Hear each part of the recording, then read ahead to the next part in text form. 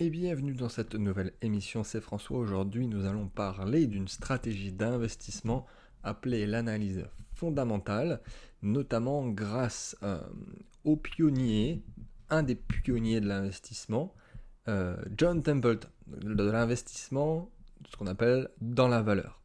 Euh, donc ça va me permettre pour moi d'utiliser l'histoire de John Templeton, les enseignements de John Templeton, pour expliquer indirectement et d'une façon plus sexy aussi l'analyse fondamentale. Alors on compare souvent les deux, c'est un sujet que je voulais aborder depuis un petit moment, on m'a demandé plusieurs fois de faire du contenu dessus, donc il y a analyse fondamentale versus analyse technique.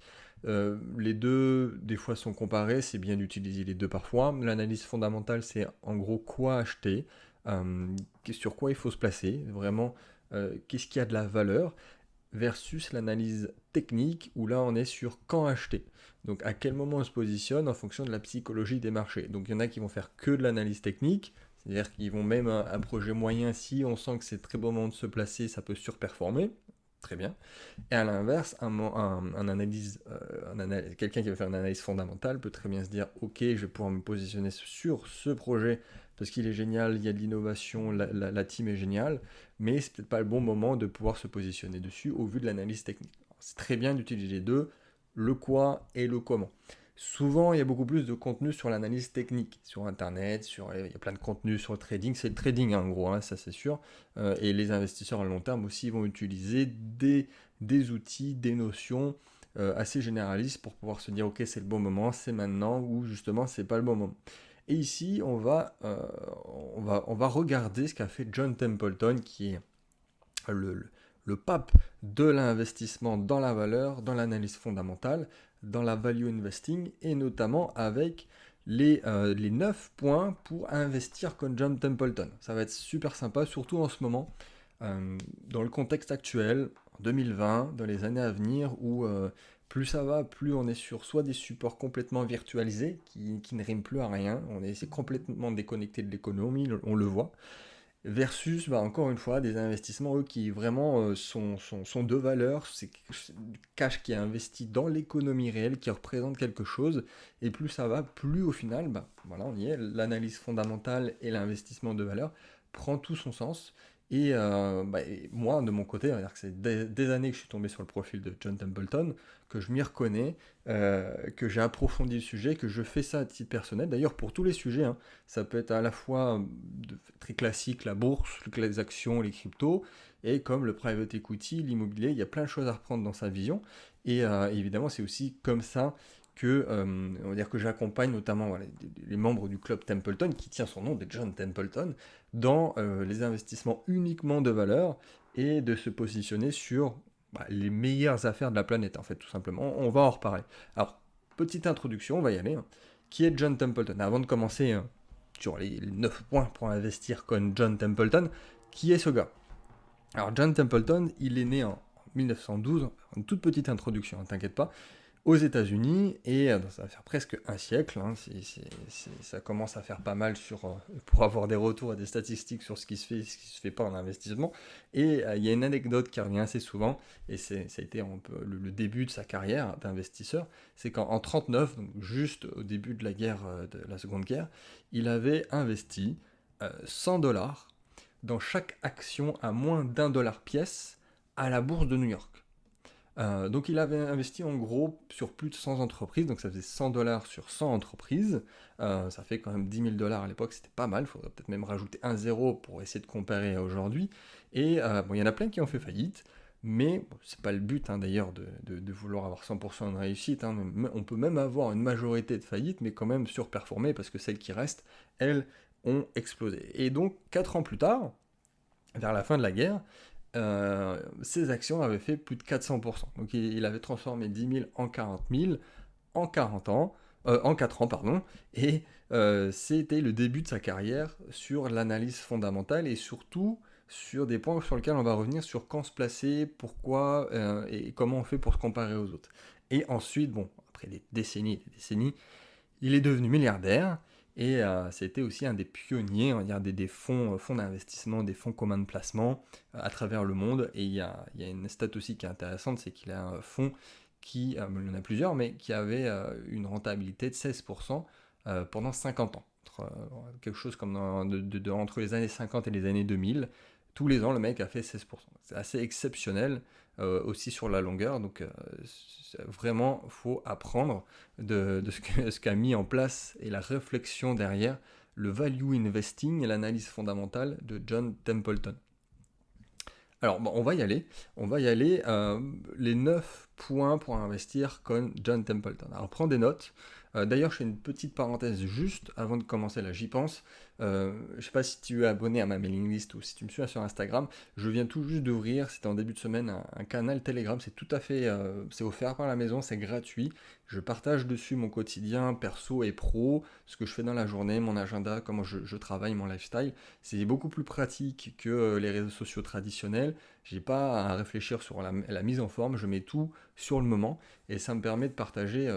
C'est un format que je voulais faire depuis très longtemps et voilà, ça me permet que toi tu puisses me suivre au plus près. Donc je referme cette parenthèse, ça sera dans la description. Je ferai, voilà, c'est le seul appel à l'action sur ce service qui est totalement gratuit. Alors, premier point. Je vais reprendre mes notes, hein, j'ai juste noté les 9 points pour ne pas les oublier. 9 points. Alors, juste, c'est un condensé de ce que j'ai appris de Templeton au fil des années, des livres de lui même que j'ai lus, et de différents articles dans lesquels je me suis replongé dernièrement pour cette émission.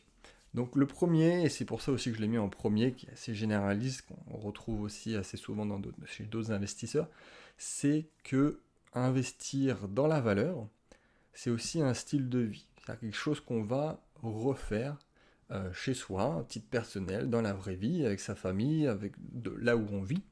Et on disait de John Templeton que c'était un chasseur de bonnes affaires, pour reprendre les propos, et il était omnubilé, il avait une obsession, c'était d'essayer de toujours acheter des actifs ou des actions, par exemple, qui étaient sous-évaluées.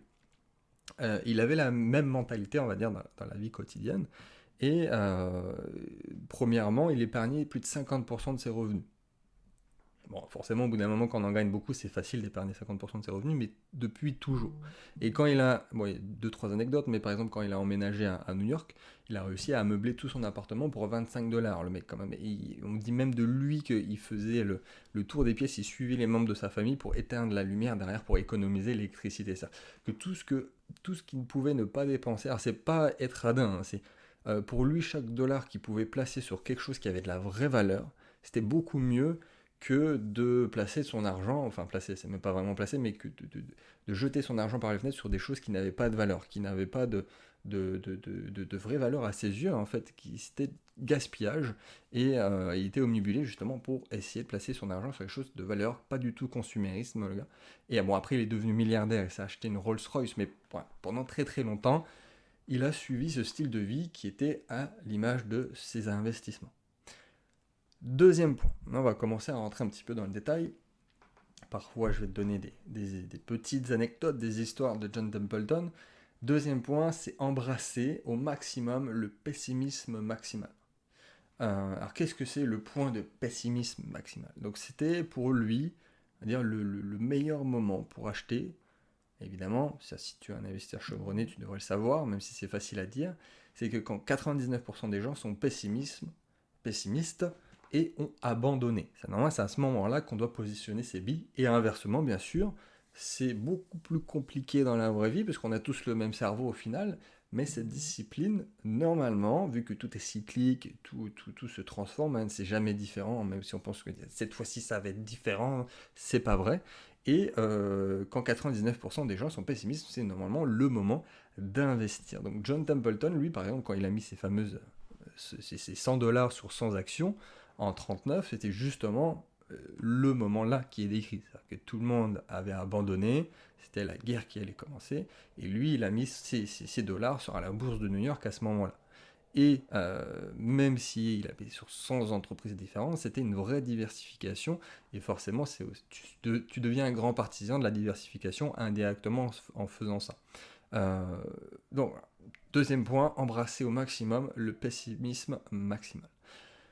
On va rentrer de plus en plus dans le détail. Donc, troisième point, rechercher dans le monde entier. Alors là aussi, ça peut paraître simple, mais c'est pas forcément quelque chose que tu vas entendre partout. C'est-à-dire que Templeton, pour essayer de résumer, il voulait pas juste des bonnes affaires. Il voulait les meilleures affaires. Et il ne pouvait pas s'enfermer sur un marché, ou même il ne pouvait pas s'enfermer sur juste son pays. En investissant à l'international, il avait forcément un panel beaucoup plus large et, forcément, en toute logique, beaucoup plus de choix pour son panier d'actions. Il voulait profiter au maximum du pessimisme maximal, donc le deuxième point, mais pas seulement à l'échelle nationale, à l'échelle internationale, et de façon continue. Et surtout à son époque, c'était assez exceptionnel. Aujourd'hui, c'est beaucoup plus facile d'accès par les outils qu'on a, mais même sans parler de facilité d'accès, c'est pas forcément parce qu'on on a l'opportunité qu'on va le faire. Mais il n'y a pas beaucoup d'investisseurs français qui vont investir hors d'Europe et hors des États-Unis. Alors, pose-toi la question d'ailleurs si toi tu as déjà investi hors d'Europe et des États-Unis. Moi oui, mais c'est forcément s'enfermer. Alors certes, c'est des pays développés, machin chose, mais c'est pas forcément là qu'il y a les meilleures opportunités. Et d'ailleurs, John Templeton, dans les années 50, il avait investi au Japon. Alors là, il fallait vraiment le faire quand même dans les années 50, investir au Japon. Et il avait remarqué que le fameux ratio, le price earning, donc le ratio cours-bénéfice, était aux alentours de 4, tandis qu'aux États-Unis, c'était aux environs de 19. Donc, et un taux de croissance 2,5 fois plus élevé qu'aux États-Unis. Donc lui, ni une ni deux, Templeton, voilà, il a investi là-bas, au Japon, dans les années 50, il a mis son billet, le mec était vraiment précurseur, et, c'est quelque chose que tu dois embrasser. C'est-à-dire que, même à titre personnel, et des fois quand je vais accompagner des clients, on va pas s'enfermer que sur un seul marché, un seul pays, et ainsi de suite. Mais que ça soit des choses très traditionnelles comme l'immobilier, bon, même s'il y a beaucoup de niches fiscales très intéressantes en France, mais on va pas s'enfermer, même sur du private equity, même si c'est un fonds, enfin bref, on peut aller, c'est soit en Asie, ça peut être en Afrique, en Amérique du Sud, au Japon, en l'occurrence, mais troisième point, on va la rechercher dans le monde entier. Quatrième point, alors là on tombe un tout petit peu dans le développement personnel, mais je vais te l'expliquer du point de vue Templeton, c'est que tout est dans ta tête. Et lui pensait, John, on va l'appeler John maintenant, ça sera plus facile, il pensait que son plus grand talent était le jugement. Il pouvait évaluer avec des facteurs, des chiffres, il avait ses propres critères, ça c'est sûr, euh, mais il passait pas trop de temps sur les détails. C'est-à-dire qu'un de ses sujets préférés, c'était le contrôle de la pensée. Et on va le retrouver dans les points suivants aussi, d'une façon indirecte et plus technique, mais il s'entraînait à penser de manière ciblée, positive, productive, c'est pour ça que je dis que ça en touche un petit peu au développement personnel, mais il avait un niveau de conscience très élevé.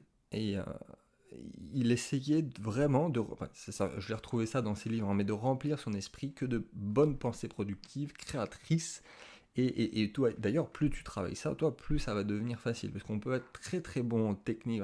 On va reprendre l'exemple du trader, mais si tu as un extérieur qui est pas génial, si à l'extérieur, à l'intérieur aussi, c'est pas la folie, tu vas faire des erreurs. Tu peux avoir tous les outils de la planète, tout est dans la tête. Le fameux état d'esprit. Cinquième point pour investir comme John Templeton, c'est de garder ses distances. Alors ça, c'est pour le coup, c'est un des points qui a été le plus important pour moi. Encore une fois, quand dit comme ça a l'air facile, mais j'essaye vraiment tous les jours, peut-être pas tous les jours, mais de le garder, de le mettre en place. Alors, petite histoire, donc en 68, John, pardon, on l'appelle Johnny, John, il est à New York et il a déménagé en 68 pour aller aux Bahamas. Et à ce moment-là, le bilan de performance du fonds de Templeton, là je dis Templeton, c'est le Templeton Growth Fund, il s'est amélioré. Il s'est drastiquement amélioré au moment où il a commencé à gérer depuis les Caraïbes. Et John, il a toujours insisté sur le fait que voilà, si on veut avoir des performances meilleures que les autres, meilleures que la moyenne, il faut faire quelque chose de différent de ce que les autres font, que les autres gestionnaires de fonds, en l'occurrence pour lui, faisaient. Et il a constaté qu'en vivant aux Caraïbes, sur une île. Non seulement c'était très, très sympa, c'était en plus créateur, hein, pensée créatrice sur le quatrième point, mais surtout il était loin de la foule de Wall Street, il était loin de New York, il était loin de la foule trépidante, et il était beaucoup plus facile pour lui de maintenir le détachement nécessaire pour être un investisseur de valeur, être un investisseur contrarien. C'est un terme aussi qu'on retrouve souvent sur les marchés, et de faire l'inverse des autres. Alors c'est pas forcément l'inverse, mais c'est de pas être, de pas entendre des bruits de aujourd'hui c'est un peu la même chose, ça n'a pas besoin d'être à Wall Street, mais dans les réseaux sociaux, ou même juste en allant sur YouTube, tu vas avoir des experts qui vont te dire un peu tout et son contraire, et puis même ceux qui sont d'accord, ils vont pas se dire la même chose. Et ouais, c'est pas un hasard si au final il y a beaucoup d'investisseurs de valeur, des investisseurs qui utilisent l'analyse fondamentale, comme Warren Buffett d'ailleurs, qui ont fait le choix de ne pas s'installer à New York, mais volontairement. Et plutôt que de consommer ou de vouloir impressionner les autres ou de vouloir être absolument entre personnes du même niveau. Et voilà, ils se concentrer sur ce qu'ils voulaient vraiment dans la vie et se détacher, de garder la distance pour être seul avec ses critères, voilà, seul avec ses chiffres, seul dans sa tête avec ses critères de recherche tout simplement et ses analyses. Donc c'était le cinquième point, garder ses distances. Sixième point, l'évaluation compte. L'évaluation. Alors, autre petite histoire, en 79, il y a eu, c'est ça qui est intéressant, le mec a vraiment tout vécu. Alors, il y a eu une hyperinflation, une inflation très élevée, les rendements réels ont été massacrés. Forcément, en toute logique, les actions elles sont tombées et tous les actifs réels de valeur, de refuge, matières premières, immobilier, sont devenus beaucoup plus populaires. Bon, jusqu'ici, assez logique, vu que tout est cyclique. Normalement, si t'es pas trop jeune, tu as peut-être connu une crise, à chaque fois c'est la même chose. Et à cette époque, les fonds de pension ont même eu l'autorisation de quitter les actions et les obligations pour des actifs réels. Si tu ne sais pas d'ailleurs, la majorité des fonds, par exemple un fonds en action, il a l'obligation de rester en action. Ce qui est un peu bête, même très bête sur le principe, parce que du coup, quand ça s'écroule, la meilleure chose que peut faire le fonds en action, c'est de moins perdre possible en allant sur les actions qui se cassent moins la gueule. Mais là, ils ont eu la permission d'aller sur des actifs réels.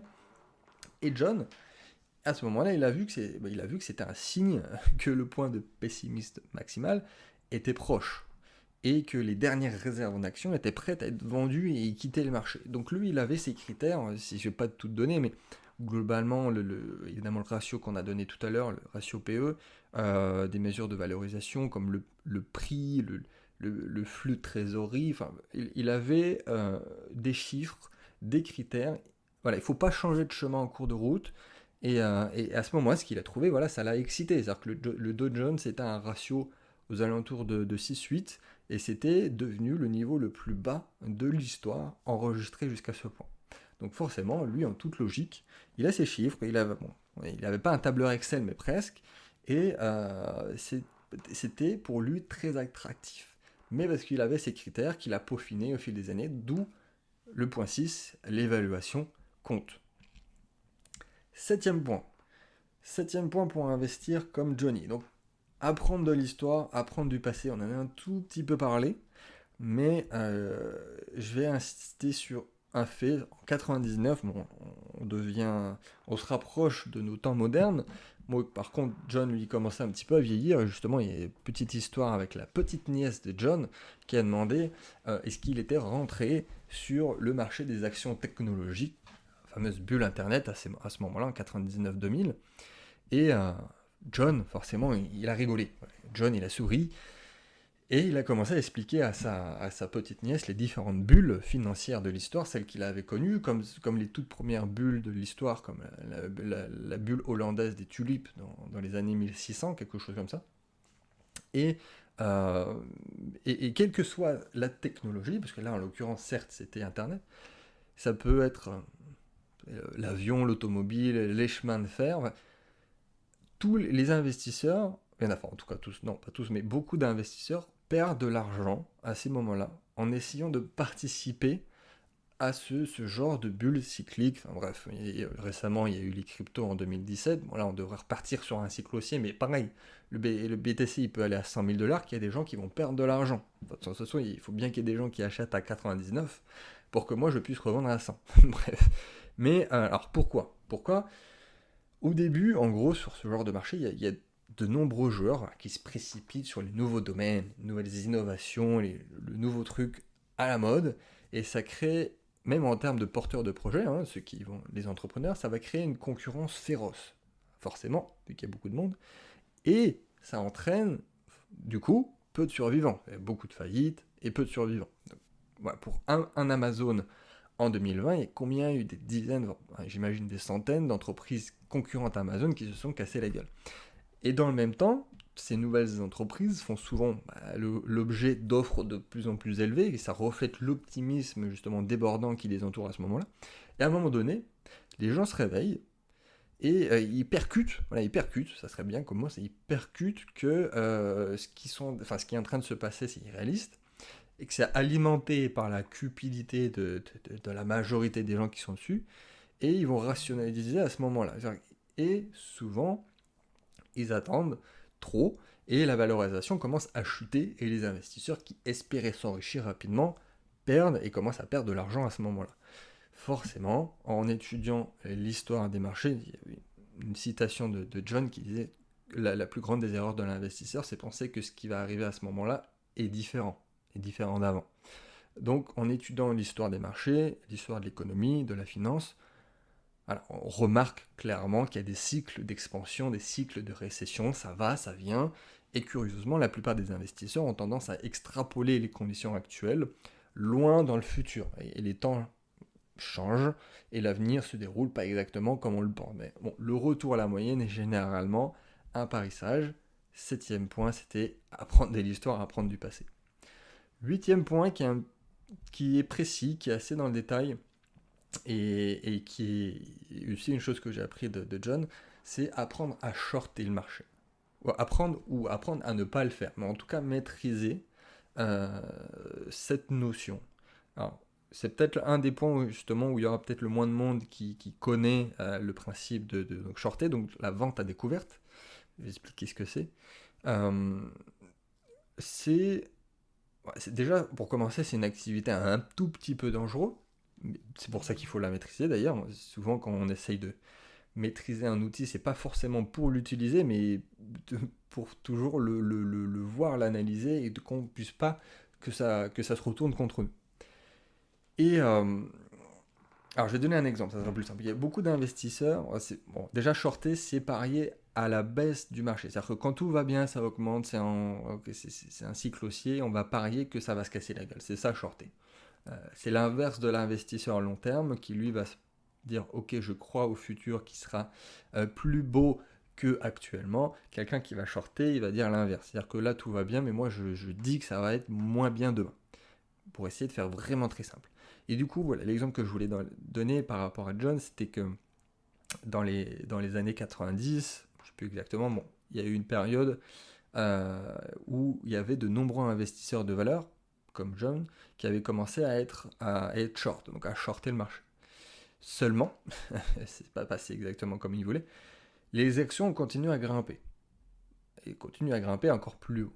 C'est exactement ce qui est en train de se passer en ce moment. C'est-à-dire que normalement, en 2017-2018, on aurait dû avoir une crise, je ne vais pas rentrer dans les détails, mais alors qu'en 2019, c'était une année extraordinaire, et qu'en 2020, même avec une énorme crise sanitaire et économique, je vais y arriver, et ben c'est toujours les marchés qui vont de plus en plus haut. Donc, pareil dans les années 90, où John était encore vivant, et il avait dit que c'était comme marcher devant un camion à grande vitesse sur une autoroute. C'est ça va trop vite pour essayer, ou alors il y a trop de paramètres pour essayer d'esquiver, et on va être écrasé, par le camion. Et à ce moment-là, il y en a beaucoup qui sont restés irrationnels, et tu peux avoir raison sur les faits, on peut penser avoir raison, comme je pensais avoir raison en 2017-2018 pour dire qu'effectivement c'était le bon moment pour avoir une crise et repartir sur un nouveau cycle, mais le marché aura toujours raison, c'est que les investisseurs ne se rendent pas compte et ils continuent de pousser le cours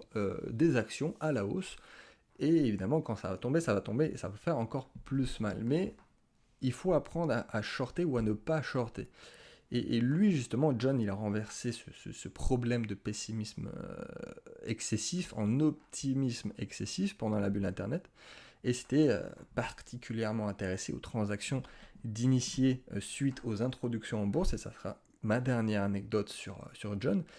Il y avait à ce moment-là une hype folle sur les IPO, les introductions en bourse. Entre 99-2000 à peu près, il y a une énorme activité d'introduction en bourse. Toutes les actions étaient évaluées à des niveaux ultra élevés. Et John il était convaincu que, dans de nombreux cas, les initiés commenceraient à vendre immédiatement après la période de blocage. Parce que tu as une période de blocage, une fois que tu rentres en bourse, il y a une date, en gros, tout le monde peut revendre à ce moment-là. Et c'est un gros catalyseur pour lancer des ventes massives. Forcément, si tu donnes une date et dire ok, vous pouvez cash out les gens, tout le monde va le faire à ce moment-là. Surtout quand il y a une bulle d'introduction en bourse. Et John, il a recherché toutes les expirations de blocage et s'est concentré sur les actions dont le prix avait augmenté au moins 3 fois. C'est tout simple, les critères. Alors on retrouve le point précédemment où on avait dit qu'on avait des critères, c'était important. Il avait regardé donc toutes les introductions en bourse, toutes les périodes de blocage, toutes les actions qui avaient fait x3, et lui, il les a vendues à découvert quelques jours avant l'expiration des blocages. Et John, il s'est fait 185 millions de dollars au total à cette période-là. Donc en pariant à la baisse, en pariant que les autres allaient se casser la gueule. Donc techniquement, il n'a pas porté sa pierre à l'édifice en donnant de l'argent à des entreprises, bon, même si la plupart c'était n'importe quoi. Mais justement, il savait shorter, ou il savait qu'il ne fallait pas shorter par moment, mais là il savait, et il était conscient des dangers certes, mais il a fait 185 millions justement sur le fait que les gens étaient ultra optimisme excessif certes, mais il s'était informé, il s'était formé sur le bon moment pour shorter ou pas. Il a laissé les gagnants courir beaucoup plus, mais également il a établi des règles pour ça. Sur ce 8e point pour investir comme John Templeton, apprendre à shorter. 9e point, le dernier qui sera beaucoup plus court, c'est aussi pour ça que je voulais terminer par celui-ci versus le premier qui était aussi assez généraliste, c'est que la vie n'est pas ce que vous possédez. Ironiquement, à l'image de beaucoup d'investisseurs de son niveau, des investisseurs de valeur, John, il ne se souciait pas de son image matérialiste, et au contraire, était passionné par la philanthropie, par la science, par la religion, par la philosophie, et c'était à l'image de son implication dans l'investissement de valeur, l'analyse fondamentale.